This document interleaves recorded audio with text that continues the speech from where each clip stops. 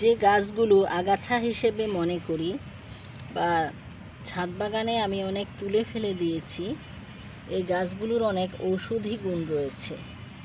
এর মধ্যে একটি গাছ হচ্ছে বনগাঁদা, ইলেকট্রিক ডেইজি।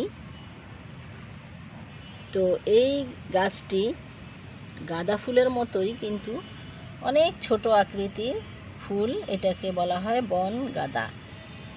এটার অন্য আরেকটি নাম হচ্ছে রসুন শাক। এটাকে শাক খাওয়া যায় বলে শুনেছি। আর ইলেকট্রিক ডেইজি বলার কারণ হচ্ছে এটাকে টাচ করলে নাকি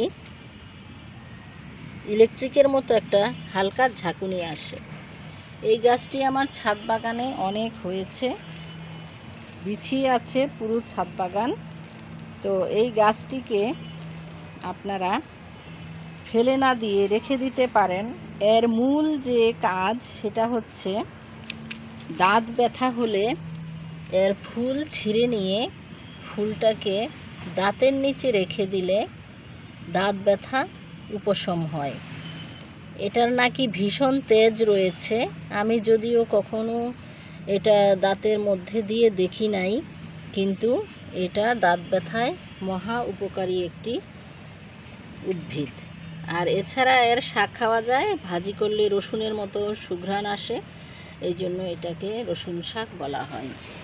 অনেক হয়েছে আমার ছাদ বাগানে। আপনারা হয়তো মনে করবেন যে জঙ্গল কেন ফেলে দেয়নি। আমি আগে ফেলে দিয়েছি, এবার আমি আর ফেলে দিইনি। এই যে বৃষ্টিতে, বর্ষায় অনেক হয়েছে।